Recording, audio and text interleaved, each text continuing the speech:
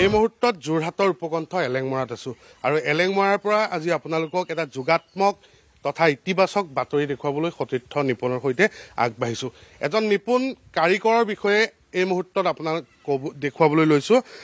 যিজনৰ হাতৰ পৰশত আচলতে গুৰুজনাই মহাপুৰুষ শ্ৰীমন্ত শংকৰদেৱ তথা মাধৱদেৱে আমাৰ অসমীয়াৰ সমাজ জীৱনলৈ আগবঢ়াই থৈ যোৱা কিছু আধ্যাত্মিক সম্পদ এতিয়া এই ব্যক্তিজনৰ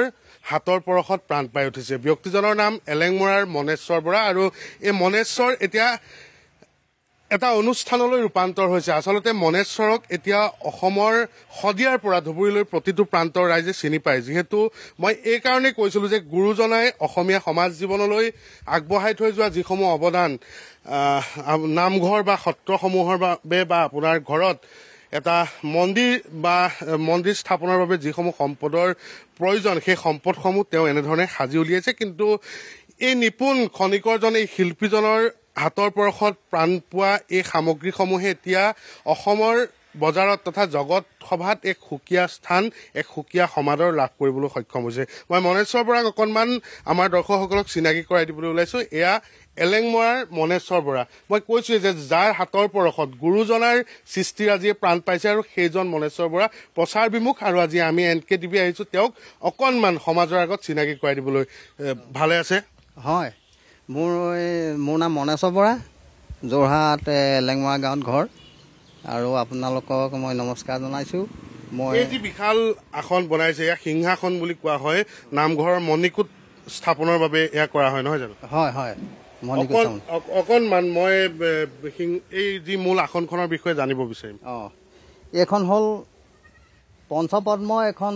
বংশীবদন এখন সিংহাসন এখন সিংহমূৰ্তি আসন তাৰপিছত এয়া হ'ল মানে অমূল্য ঘৰ এয়া হ'ল মানে গোলকধাম এয়া কনকদণ্ড তাৰপিছত সনাতন শান্তানু এনেকৈ নাম আছে তললৈ এনেধৰণে নিৰ্মাণ কৰা হয় হাতী আৰু সিংহ এয়া হ'ল সিংহ এয়া হ'ল হাতীৰ মানে পাপ হ'ল হাতী সিংহ হ'ল মানে প্ৰভু ভগৱানৰ নাম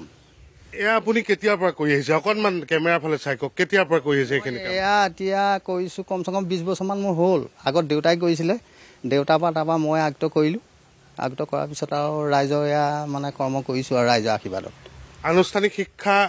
গ্ৰহণ কৰিছিল নে দেউতাৰ পৰা এইখিনি শিকিছে দেউতাৰ পৰাহে শিকিছোঁ আৰু মনেশ্বৰ বৰাই কি কি সাজিব জানে মই গৰু এখন বনাওঁ বুঢ়া চৰাই এখন বনাওঁ শৰাই বনাওঁ তাৰপিছত ঠগা বনাওঁ হাতী সিংহ ঠগা এইবিলাক বিভিন্ন ধৰণৰ মূৰ্তি এইবিলাক চৰাই চিকটি মই কথা পাতিম কিন্তু নিপনৰ জৰিয়তে অকণমান মই দৃশ্যাংশসমূহ দেখুৱাবলৈ যত্ন কৰিছো প্ৰথমতে যিহেতু আজিৰ প্ৰজন্মই অতি কম সংখ্যকে এইসমূহ চিনি পায় মই অকণমান মনেশ্বৰ বৰাক আগবাঢ়ি আহিবলৈ অনুৰোধ জনাইছো আৰু পৰ্যায়ক্ৰমে দেখুৱাই যাবলৈ অনুৰোধ জনাইছো এই যি আসন এয়া কি বুলি কোৱা হয় এয়া বনাই আছো এয়া হ'ল মানে মই মূৰাৰ চৰাই এখন বনাম তলত মূৰা চৰাই দিম ময়ূৰ আসন আৰু এয়া মাজৰ এখন কি আসন বুলি কোৱা হয় এইখন হ'ল গৰু আসন এখন পঞ্চপদ্ম বংশীবদন এখন পঞ্চপদ্ম মানে এই পদ্ম 5টা আছে 5জন আৰু এয়া বংশীবদন এখন গৰুণ্ড আসন আৰু ইয়াৰ পিছতে এয়া পদ্মা আসন মুঠ 4খন আসন আপুনি সকলোবোৰে তৈয়াৰ কৰি আহিছে এয়া যি এই মূল আসন মই নিপনক এবাৰ সিংহাসন ভাগ য'ত আমাৰ নামঘৰত মণিকূট প্ৰতিষ্ঠা কৰিবলৈ বা নামঘৰ প্ৰতিষ্ঠা কৰিবলৈ এয়া কৰা যায় আৰু এই সিংহাসনখন ইয়াৰ পৰা তিনিচুকীয়ালৈ লৈ যাব এইখন সিংহা তিনিচুকীয়াৰ এখন মাজুগাঁও এখন মাজগাঁও নেকি তিনিচুকীয়া মাজগাঁও তাৰপিছত এইখন ধুন্দৰ চুকলৈ নিব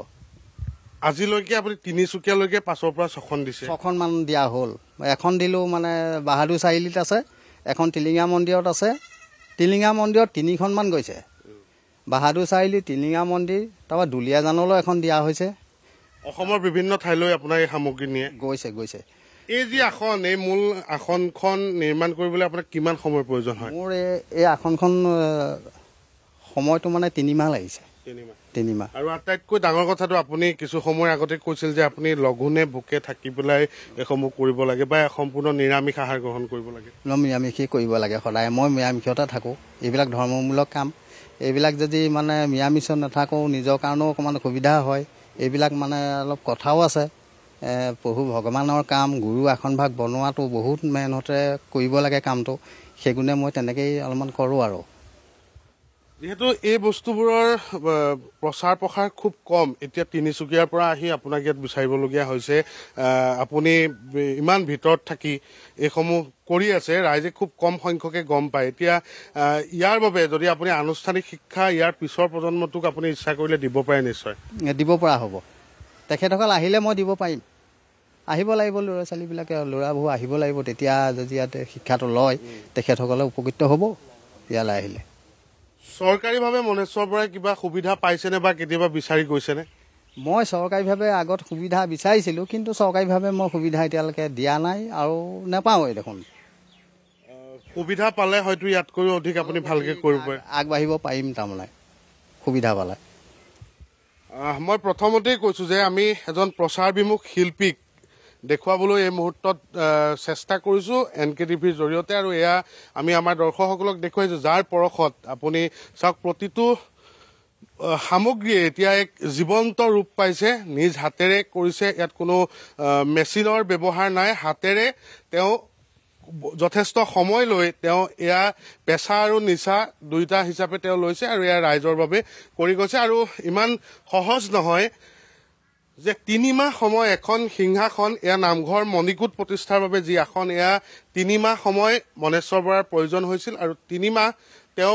প্ৰায়ে তেওঁ আমিষ আহাৰ গ্ৰহণ কৰিব নোৱাৰে আটাইতকৈ ডাঙৰ কথা এয়া যেতিয়া আৰম্ভ কৰা যায় তেওঁ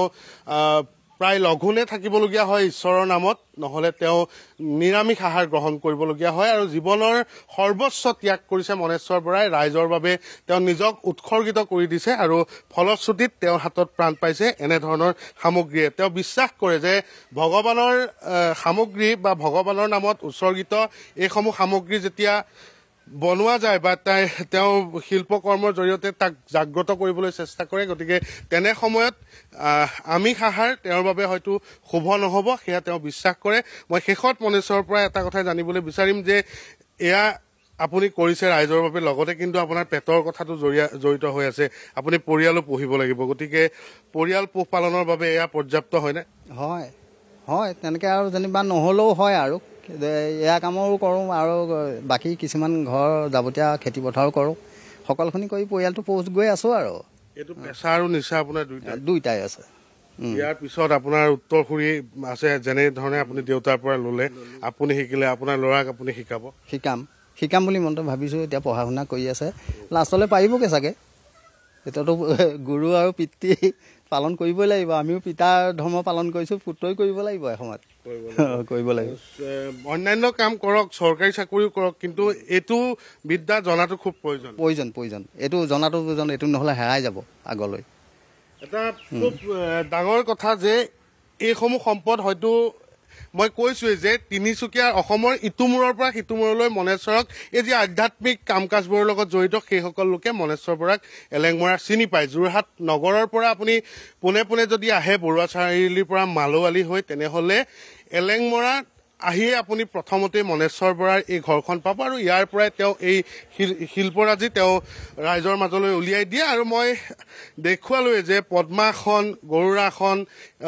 এনেধৰণে তেওঁ বিভিন্ন আসন 4খনকৈ আসনৰ নাম কৈছে ইয়াৰ উপৰিও বিভিন্ন ঠগী আপোনালোকে দেখিব ইয়াৰ উপৰি হৰিণাৰ তেওঁৰ মূৰ্তিত তৈয়াৰ কৰিছে বিভিন্ন মুখা তৈয়াৰ কৰিছে গজৰাজৰ ছবি আমি দেখিছোঁ এনেধৰণে ঘৰিয়াল তেওঁ বনাইছে বিভিন্ন ধৰণৰ আচলতে আধ্যাত্মিক দিশৰ লগত জড়িত সকলোবোৰ সামগ্ৰী মনেশ্বৰে তৈয়াৰ কৰে আৰু আমিও মনেশ্বৰক অকণমান যাতে ৰাইজে জানে যাৰ জৰিয়তে মই মাজতে কৈছোঁ যে এয়া মনেশ্বৰৰ নিচা আৰু পেছা দুয়োটা গতিকে পেছাগত কাৰণত যাতে মনেশ্বৰ বৰাৰ অকণমান সহায় হয় যাতে